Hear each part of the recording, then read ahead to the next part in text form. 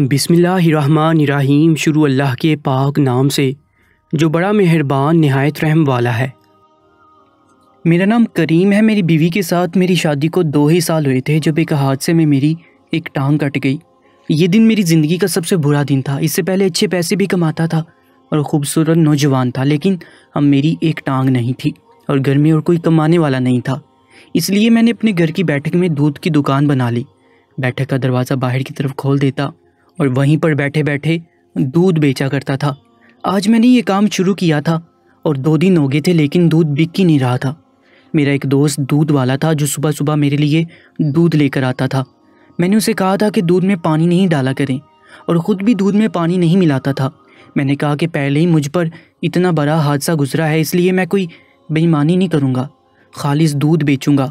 लेकिन पूरा दिन गुजर गया, कोई भी दूध लेने के लिए नहीं आया। हमारे घर में फ्रिज था, लेकिन बहुत ही छोटा सा। अब वो दूध ख़राब हो रहा था। मेरी बीवी ने कहा कि ये दूध तो ख़राब हो जाएगा। मेरी बीवी ने उसकी खीर बनाई और सारे मोहल्ले में बांटकर। मेरी बीवी का नाम गुलबानो था। वो पठान थी, बहुत ही ज़्यादा खूबसूरत थी। मैं पंजाबी था, लेकिन वो एक पठान थी और हमारे घर आपस में एक साथ थे।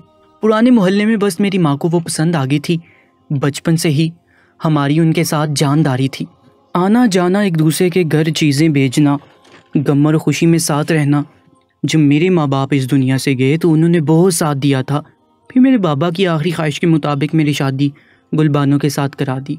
उसके 7 भाई थे। वो लोग वहाँ से शिफ्ट हो गए, वापस अपने आबाई इलाके में चले गए, लेकिन वो यहीं पर रह गई। उसके वालिद साहब ने कहा कि तुम भी हमारे साथ चलो, तुम्हारे माँ बाप इस दुनिया में नहीं रहे हैं और हम लोग वापस जा रहे हैं, क्योंकि वहाँ पर हमारी ज़मीनें हैं।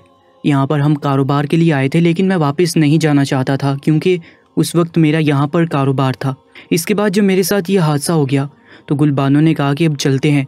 तो मैंने कहा कि अब तो मैं बिल्कुल नहीं जाऊँगी, क्योंकि वो सोचेंगे कि अब ये मजूर हो गया है तो हम पर बोझ बनने के लिए आ गया है। अब इसकी हम मजबूरी बन गए हैं, इसलिए हमारे पास आ गया है। मैं बड़ा ही खुददार आदमी था। मैंने कहा कि मैं बिल्कुल भी नहीं जाऊँगा, मैं यहीं पर अपना काम करूँगा। अभी मेरा ज़ख़म ठीक से भरा नहीं था, लेकिन मैं कुर्सी पे बैठ के दूध बेचने का कारोबार करने लगा था और कोई काम मुझे भी नहीं आता था। लेकिन दूध बिक नहीं रहा था और उस दूध की हमें खीर बनानी पड़ी। मैं बड़ा परेशान था क्योंकि इस तरह से तो मामलात नहीं चलने थे। मेरी बीवी बहुत अच्छी थी, मेरा बहुत ख्याल करती थी। इस सब के बावजूद भी उसने कहा था कि वो हमेशा मेरा साथ देगी, मुझे छोड़कर नहीं जाएगी। मेरे काम ही ख़त्म नहीं होते थे, उसके काम बहुत ज़्यादा बढ़ गए थे। उसने घर के काम भी करने होते थे, मेरा भी ख्याल करना होता था, पर वो बहुत अच्छी औरत थी, इस बात में कोई शक नहीं था। बहुत सब्र वाली थी। इस मुश्किल की घड़ी में भी मेरा बहुत ज़्यादा साथ दे रही थी। अगले दिन भी यही हुआ कि दूध नहीं बिका और ख़राब होने के डर से उसकी कोई मीठी चीज़ बना ली। लेकिन मैंने अपनी बीवी से कहा कि इस तरह तो हम रोज़ नुकसान करेंगे और जो थोड़े बहुत पैसे हमारे पास बचे हैं वो भी खर्च हो जाएंगे। इस तरह से काम नहीं चलेगा। मैं बहुत ज़्यादा परेशान था। बात करते करते मेरी आंखों में आंसू आ गए तो मेरी बीवी भी रोने लगी। उसने कहा कि मुश्किल वक्त है, गुजर जाएगा, आप परेशान क्यों होते हैं, मैं हूं ना आपके साथ, सब कुछ ठीक हो जाएगा। वो लोग शुरू से ही उधर रहे थे, इसलिए मेरी बीवी बहुत अच्छी उर्दू बोलती थी, लेकिन शक्ल से लगता था कि वो पठान है, क्योंकि वो बहुत ज़्यादा खूबसूरत थी। उसको देखकर कभी कभी मैं सोचता था कि मैं तो अब उसके काबिल ही नहीं रहा, किसी दिन मुझे छोड़कर ही ना चली जाए। लेकिन वो कहती थी कि हम पठान हैं, हमारी एक ज़ुबान होती है, हम जिसको दिल दे देते हैं फिर सारी ज़िंदगी उसी के साथ गुजारते हैं, हम कभी भी हालात से भागते नहीं हैं। मैं तुम्हें छोड़कर कभी नहीं जाऊंगा। लेकिन इस तरह तो काम नहीं चलना था, हमें कुछ ना कुछ तो करना था। फिर मेरी बीवी ने एक दिन मुझे एक अजीब बात कही जिस पर मैं नाराज़ भी हो गया और मैंने उसे कहा कि तुम्हें ये सब करने की बिल्कुल भी ज़रूरत नहीं है। वो कहना चाह रही थी कि तुम्हारी जगह मैं दुकान पर बैठती हूँ। मैंने कहा कि तुम दुकान पर बैठोगी, ये कौन सी अच्छी बात है, ये ख्याल भी तुम्हारे दिमाग में कहाँ से आ गया। मैंने कहा कि मैं ऐसा बिल्कुल भी नहीं होने दूंगा और तुम्हें इजाज़त नहीं दूंगा। उसकी बीवी ने कहा कि दुकान थोड़ी है, ये तो हमारे घर का कमरा है, अगर मैं एक तरफ बैठ जाऊंगी तो हो सकता है कि ये देख कर के एक औरत दुकान पर बैठी है, औरतें ही यहाँ से सामान लेने के लिए आएँ। उसकी ये बात तो ठीक थी कि कोई औरत बैठी हो, औरतें सामान लेने के लिए आती हैं और वाकई दुकान अच्छी लगती है। और ये बात भी ठीक थी कि ये कोई दुकान नहीं थी, ये तो हमारे घर का कमरा था और अपने घर में ही तो बैठी थी, दुकान में नहीं। लेकिन मुझे ये बात फिर भी पसंद नहीं आई और मैंने उसे साफ इनकार कर दिया। उसी दिन मेरा साला मुझसे मिलने के लिए आया। वो थोड़ी देर मेरी बीवी के साथ बैठा, फिर मेरे साथ बैठ गया। मेरी बीवी ने उसके सामने ये बात शुरू कर दी। मैं तो यही सोच रहा था कि वो लोग क्या कहेंगे कि मजदूर हुआ है तो हमारी बहन से काम करवाने के लिए तैयार हो गया है। लेकिन उसने भी कहा कि इसमें कोई मसला नहीं है, अगर ये दुकान में बैठ जाएगी तो वैसे भी हम लोग तो शुरू से यहीं पर रहे हैं। औरत का फ़र्ज़ बनता है अपने शोहर का साथ देना। अगर वो आपका साथ दे रही है तो इसमें क्या बुरी बात है। अगर ये आपका साथ नहीं देगी तो कौन आपका साथ देगा। हम तो अभी भी आपको कहते हैं कि हमारे साथ चलें। हम समझ सकते हैं कि अगर आपकी खुदारी में ये बात कबूल नहीं करती तो फिर जो करना है वो आप दोनों ने खुद ही करना है, दोनों मिलकर करें, हमें तो कोई मसला नहीं है। हम तो किसी को बताएंगे भी नहीं। मेरे साले ने मुझे अच्छी तरह समझाया। फिर मैंने कह दिया कि ठीक है, मैं उसको इजाज़त दे देता हूँ। वो वहाँ से जाने लगा तो जाते जाते उसने बहन से कहा कि अगले हफ्ते फिर आऊँगा। मैंने कहा कि खैर है, क्योंकि वो यहाँ पर रहता नहीं है, फिर इतनी दूर से हफ्ते बाद आएगा, तुमने क्या उससे कोई चीज़ मंगवानी है। तो मेरी बहन ने कहा कि नहीं, ऐसी कोई बात नहीं है, दरअसल उसका भी यहाँ पर कोई काम होता है, चक्कर लगाता रहेगा। वो कह रहा था कि मिलने के लिए आ जाया करूँगा। मैंने कहा कि चलो ठीक है, अच्छी बात है, क्योंकि मैं तो अभी सफ़र की हालत में था नहीं। डॉक्टर ने मुझे मना किया था, अभी तो मेरा बेड रेस्ट था और मुझे तो पता भी नहीं था कि मैं ऐसी हालत में सफ़र कैसे करूँगा, कैसे उसको उसके मेके वालों से मिलवाने के लिए ले जाऊँगा। कम से कम भी 12 से 14 घंटे का सफ़र बनता था। अगले दिन सुबह मैंने अपने दोस्त से दूध मंगवाया और अब तो मेरे पास अगले दिन का दूध मंगवाने के पैसे भी नहीं थे। अगर आज भी ये दूध नहीं बिकता तो फिर कल हम पता नहीं क्या करते, क्योंकि हम लोग वैसे ही नुकसान में जा रहे थे। मेरी बीवी पहले सारे मोहल्ले में से फिर कर आई थी। उसने कहा कि मैं औरतों को बताने जा रही हूँ कि मैंने दूध की दुकान बनाई है, क्योंकि औरतें ही यहाँ पर आएंगी और हमारा सामान बिक जाएगा। थोड़ी बहुत पब्लिसिटी तो करनी पड़ेगी। वो 2 से 4 घरों में ही गई थी, फिर वापस आ गई और फिर मेरी बीवी बैठ गई और उसने मुझसे कहा कि मेरे लिए दुआ करें, सब कुछ ठीक हो जाएगा। थोड़ी देर के बाद एक ग्राहक आया, उसने दूध लिया तो मेरी बीवी बहुत खुश हुई। मैंने उसे कहा कि एक ग्राहक से काम नहीं चलेगा, लेकिन अल्लाह खैर करेगा। मैं थोड़ी देर के लिए अंदर चला गया और 2 घंटे बाद मेरी बीवी वापस आई। तो मैंने कहा कि क्या हुआ, थक गई हो ना, ये काम नहीं होगा हमसे, हमें कुछ और करना होगा। लेकिन उसने सारा का सारा दूध बेच दिया था। पैसे मेरी झोली में डाले और कहा कि बिक गया है सारा। तो मैं हैरान रह गया कि 2 घंटे में सारा दूध बिक गया। मुझे लगा मजाक कर रही है, लेकिन फिर उसने मुझे बर्तन लाकर दिखाए जो वो धोने के लिए लेकर जा रही थी। बर्तन तो बिल्कुल खाली थे और पैसे भी उतने ही थे जितने उस दूध के बनते थे। मैंने उसमें से प्रॉफिट निकाला तो हमें 2500 का प्रॉफिट हुआ।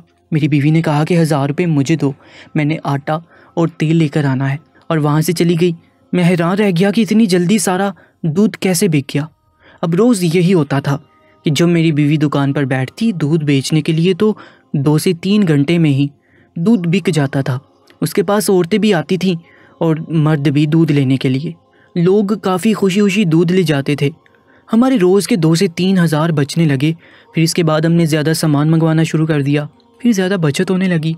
मेरा साला भी हर हफ्ते आता था, वो भी इस सब से बहुत खुश था। उसने कहा कि मुझे आप दोनों पर फ़ख्र है कि आप लोगों ने अपनी ज़िंदगी में आए हुए इतने बड़े हादसे से इस तरह से लड़ाई की है कि हाथ पे हाथ रख के नहीं बैठे।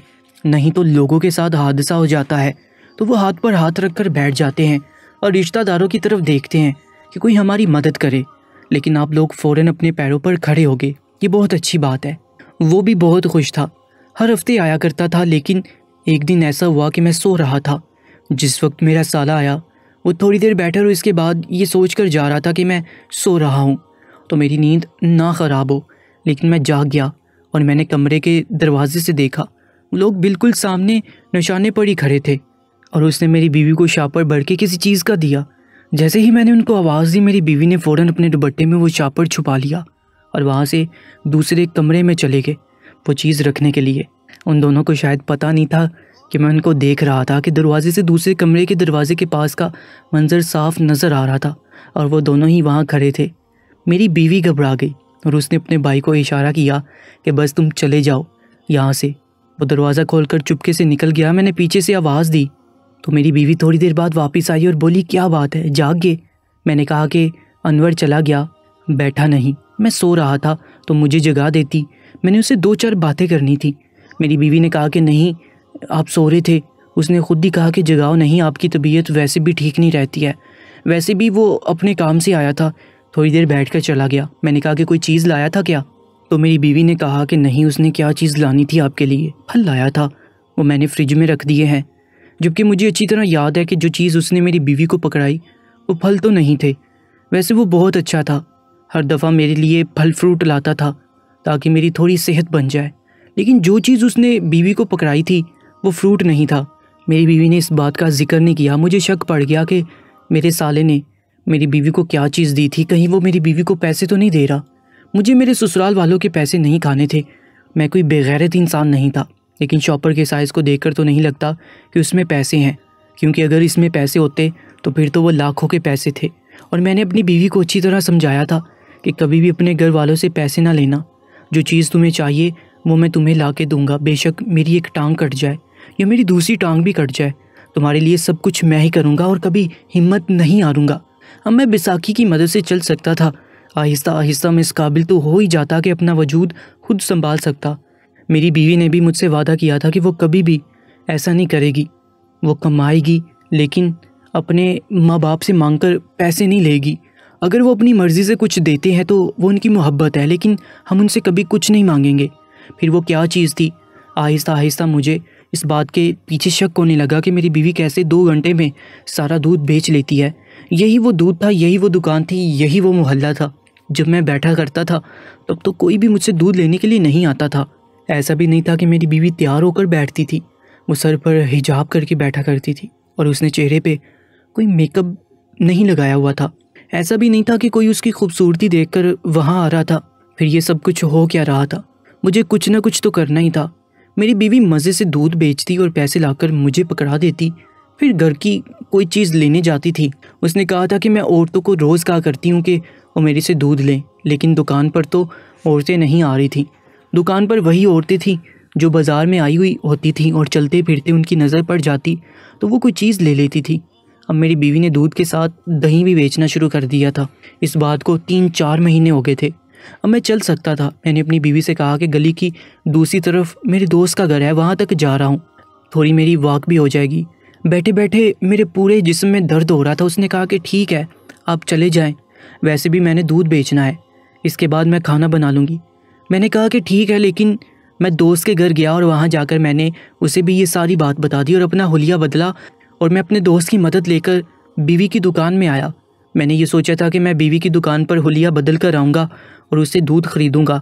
अगर वो कोई गड़बड़ कर रही हुई तो मुझे पता चल जाएगा। अगर उसने मुझे दूध दे दिया और मुझसे पैसे ले लिए और ऐसी कोई बात नहीं हुई तो पता चल जाएगा कि दरअसल मामला क्या है। वैसे मुझे मेरी बीवी पर इतना शक नहीं करना चाहिए था, वो मेरा साथ दे रही थी, लेकिन शक तो फिर शक होता है। अगर शक को तो उसको दूर कर लेना चाहिए, नहीं तो ये रिश्तों को खा जाता है और मैं ऐसा नहीं चाहता था। मैं तो यही सोच रहा था कि मेरी ही गलत फहमी होगी, मुझे ही कोई वहम हुआ होगा और मेरी बीवी की ऐसी कोई बात ना होगी। लेकिन जब मैं वहाँ पर गया तो मैंने कहा कि 2 किलो दूध दे दें। मैंने आवाज़ भी बदली, चेहरे पे काली ऐनक पहनी थी और चादर के साथ चेहरा भी छुपाया हुआ था, ये महसूस करवाने के लिए कि सर्दी बहुत है, इसलिए मैंने चादर कर रखी। बीवी ने कहा और पैकेट कितने चाहिए आपको? मैंने कहा कि किस चीज़ के पैकेट? तो मेरी बीवी ने टेबल के नीचे से एक चीज़ मुझे दिखाई। उसके हाथ में किसी चीज़ का पैकेट था। मुझे समझ नहीं आ रही थी कि ये क्या चीज़ है। मैंने कहा कि 2 दे दें। उसने उस चीज़ के 200 रुपये मुझसे अलग से ले लिए और दूध शॉपर में डालकर मुझे दे दिया। उसने कहा कि अगली दफ़ा फिर आइएगा, आपको ये चीज़ बहुत अच्छी लगेगी, खालिस माल है। जब मैं वापस अपने दोस्त के घर आया और वो चीज़ खोली तो हम लोग हैरान रह गए, क्योंकि वो तो नस्वार नशावर चीज़ थी। ये अक्सर लोग अपने मुंह में रखकर नशा करते हैं और पहाड़ी इलाकों में बहुत ज़्यादा मशहूर होती है। मैं हैरान रह गया कि मेरी बीवी वहाँ खड़े होकर इस तरह की चीज़ें बेच रही थी, लेकिन उसके पास ये चीज़ें आती कहाँ से थीं। फिर मेरे दिमाग ने काम किया और मैं समझ गया कि ये जो मेरा साला हर हफ्ते आता था शायद यही चीज़ डिलीवर करने आता था, और उस दिन जो मेरी बीवी को शॉपर पकड़ा रहा था वो भी यही था, और वो ये चीज़ पहाड़ों से लेकर आ रहा था। यानी ये दोनों बहन भाई मिलकर ये सब काम कर रहे थे। दूध के साथ इस तरह की चीज़ बेचना कोई अच्छा काम नहीं था। लोग दूध लेने के बहाने साथ ये चीज़ भी लेने आते थे। इसका मतलब कि मेरी दूध की दुकान पर सारे नशा करने वाले ही आ रहे थे। अपने घर वालों को कहते होंगे कि हम लोग दूध लेने जा रहे हैं, जबकि असल में वो चीज़ लेने आए थे। इसी बहाने दूध भी मिल जाता था और वो चीज़ भी अलग से बिक जाती थी। इसके पैसे मेरी बीवी मुझे नहीं देती थी, शायद अपने पास जमा कर रही थी, और दूध के पैसे वो मुझे रोज़ के रोज़ दे दिया करती थी। मैंने अपना सर पकड़ लिया और मेरा दोस्त हंसने लगा। उसने कहा कि तुम्हारी बीवी पठान है ना, इसलिए वहाँ पर तो ये कारोबार बड़ा आम है। मैंने कहा कि तुमको हंसी आ रही है, तो उसने कहा कि नहीं यार, मुझे हंसी नहीं आ रही है, ये कह रहा हूँ कि वहाँ पर तो ये सब कुछ होता है और यहाँ भी तो लोग आम दुकानों से लेते हैं, तो क्या हो गया अगर वो बेच रही है तो। मैंने कहा कि ये गलत बात है, आज जाकर इससे बात करूँगा। मैंने अपनी बीवी से पूछा कि तुम मुझसे कोई चीज़ तो नहीं छुपा रही हो, अनवर क्यों आता है, क्या लेकर आता है। वो घबरा गई। मैंने सारी बात बता दी कि आज ये सब कुछ हुआ है और मुझे पता चल गया। मेरी बीवी ने सारा कुछ कबूल कर लिया। उसने कहा कि आपने 3-4 दिन बैठ के देखा, कोई ग्राहक नहीं आया, हमारा नुकसान हो रहा था। मैंने ये बात अपने भाई से की तो उसने मुझे ये मशवरा दिया। उसने कहा कि वहाँ से सामान ले आऊँगा, ये चीज़ वहाँ पर बहुत ज़्यादा सस्ती मिलती है और यहाँ पर बहुत महंगी बिकती है। वही मुझे ये सामान देने के लिए हर हफ्ते आया करता था। मेरी बीवी बीच में रुक गई। मैंने उसे गुस्से से देखा और मैंने कहा कि पूरी बात बताओ, बोलती जाओ कि क्या किया है तुमने। मेरी बीवी ने कहा कि जिस दिन मैं पहले दिन दुकान पर बैठने लगी थी, उस दिन घरों में जाकर मैंने यही बात की थी, क्योंकि मुझे यहाँ मोहल्ले का पता था कि किस घर में क्या होता है। कुछ लोग यहाँ पर पठान भी हैं, उनसे भी मैंने जाकर बात की थी। उन्होंने कहा कि हम लोग ज़रूर आएंगे। इसके बाद मैंने ये काम शुरू कर दिया। एक बंदा ऐसा आया, फिर उसने सबको ये बात बता दी। उस इलाके का माल तो यहाँ पर मिल जाए तो लोग बहुत ज़्यादा खुश हो जाते हैं, उनके लिए तो सोना है सोना, लेकिन बहुत ही खालिस होता है। मैंने अपनी बीवी को गुस्से से देखा तो उसने नज़रें झुका ली। मैंने कहा कि तुम क्या करती रही हो और फिर इस इलाके के माल की तारीफ़ भी कर रही हो, तुम्हें शर्म आनी चाहिए इस तरह का काम करते हुए। उसने कहा कि वहाँ पर तो बंदा बंदा ये चीज़ खाता है, अपने मुँह में रखता है, कुछ भी नहीं होता। तो मैंने कहा कि ये चीज़ गलत है, अगर ये काम सारे करना शुरू कर दें तो क्या वो काम ठीक हो जाता है।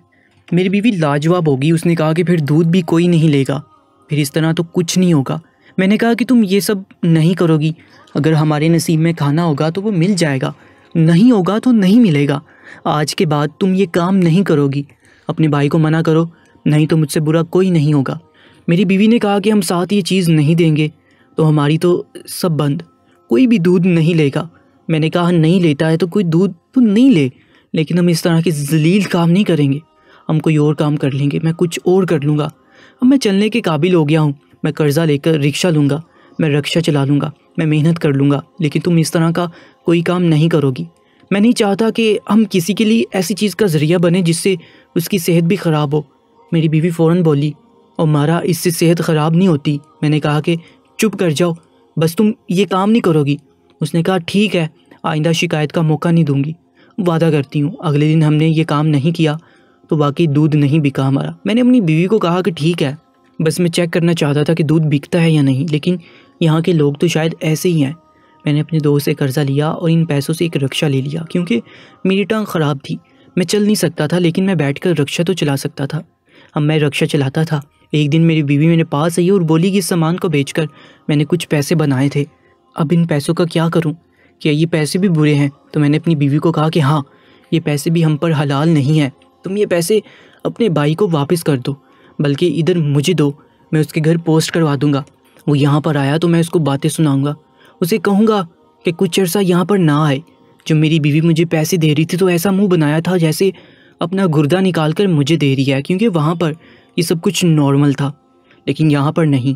पहले मैंने उस पर सख्ती की थी, फिर मैंने उसे प्यार से समझाया कि बुरी चीज़ बुरी ही होती है, चाहे उसका नुकसान थोड़ा हो या ज़्यादा, वो एक नुकसानदेह चीज़ है। उसने कहा कि हाँ, लेकिन हम मजबूर थे। मैंने कहा कि हम मजबूर नहीं, मैं रिक्शा चलाता हूँ, दिन के इतने ही पैसे बनते थे जितना दूध बेचने से बनते हैं। ज़िंदगी अच्छी जा रही थी, सब कुछ ठीक था। मैंने एक अस्पताल में बात की, उन्होंने कहा कि वो मेरी टांगें भी लगवा देंगे और फिर मैं अपने कदमों पर चल भी सकूँगा। अगर हम बुरा काम करना चाहें तो फिर हमें बुरा काम करने के रास्ते मिल जाते हैं, लेकिन अगर हम अच्छा काम करना चाहें तो फिर हमें अच्छा काम करने के रास्ते भी मिल जाते हैं। बस ये हमारी अपनी मर्ज़ी होती है। इंसान के सामने हमेशा दो रास्ते हैं, एक सही और एक गलत, लेकिन उसे हमेशा वही रास्ता नज़र आता है जो उसको आसान लगता है। लेकिन हमें आसान रास्ता नहीं चुनना, हमें सही रास्ता देखना है। मैंने अपनी बीवी को समझाया और वो भी इस बात को समझ गई, वरना घर में पैसे आते मुझे क्या बुरे लग रहे थे।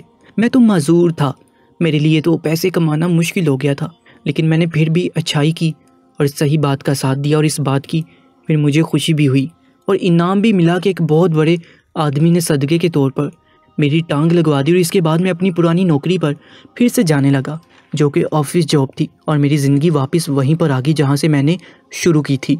दोस्तों, आज की सच्ची कहानी के बारे में अपनी कीमती राय से मैं ज़रूर आगाह कीजिएगा। और अगर आप ऐसी ही कहानियाँ सुनने के शौकीन हैं तो हमारे यूट्यूब चैनल दरबारी टीवी को सब्सक्राइब कर लीजिएगा। अपना बहुत ज़्यादा ख्याल रखें। अल्लाह निगहबान।